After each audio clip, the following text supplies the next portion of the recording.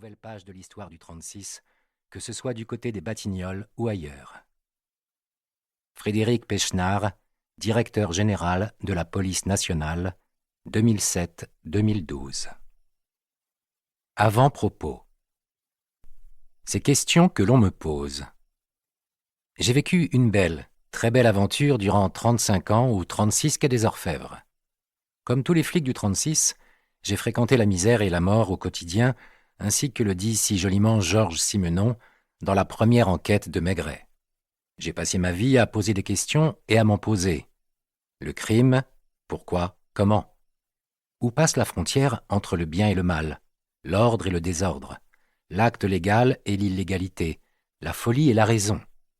Depuis la sortie de la première édition de Histoire du 36 quai des Orfèvres, je vis une deuxième aventure fabuleuse. Je parcours l'Hexagone.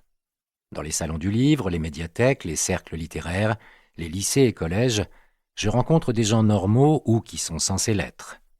Je me livre à cet exercice inédit pour un flic, parfois périlleux mais toujours exaltant, de répondre aux questions de mes lecteurs. Parfois accompagné de mes deux complices et amis, Charles Diaz et Mathieu Frachon, passionnés comme moi par l'histoire du 36, je continue à vivre au rythme de cette maison.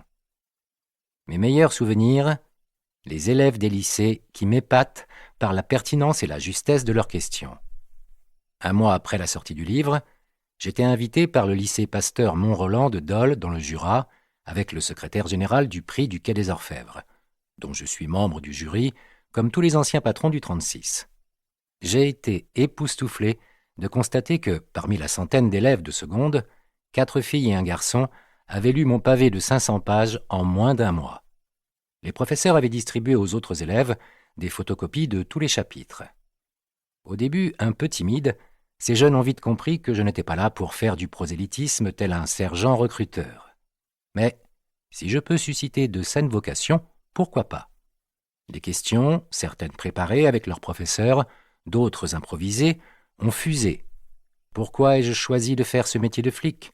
Quelles sont les raisons qui m'ont poussé à écrire l'histoire du 36? Quelle affaire m'a le plus marqué? Ce métier est-il compatible avec la vie familiale? Et ce fut ainsi dans tous les lycées où j'ai sévi et où je sévis encore, souvent en présence du collègue du commissariat localement compétent et ou d'un flic de PJ.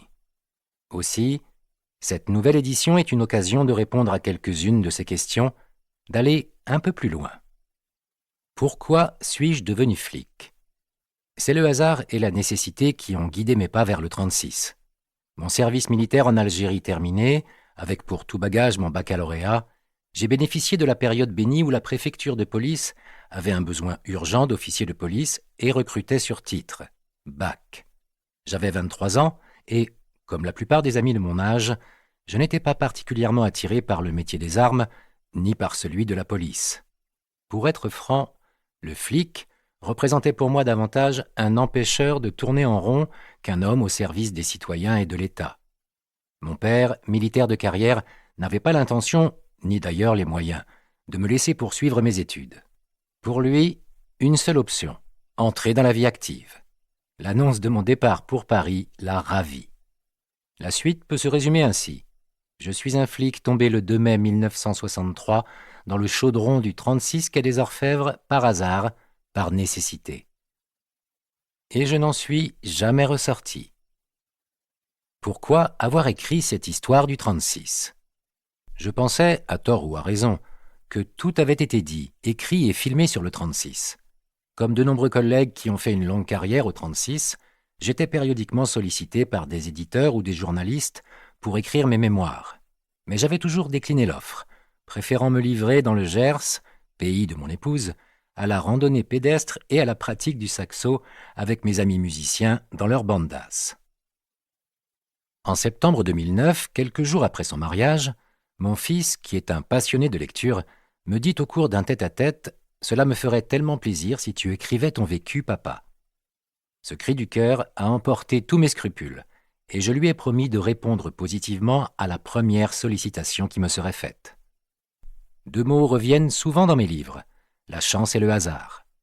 3 jours après l'entretien avec mon fils, mon ami Charles Diaz, contrôleur général de la police nationale, historien et écrivain de talent. Para seguir escuchando este audiolibro gratuitamente, haz clic en el enlace de la descripción y podrás escucharlo completo sin coste gracias a la prueba de 30 días de Audible.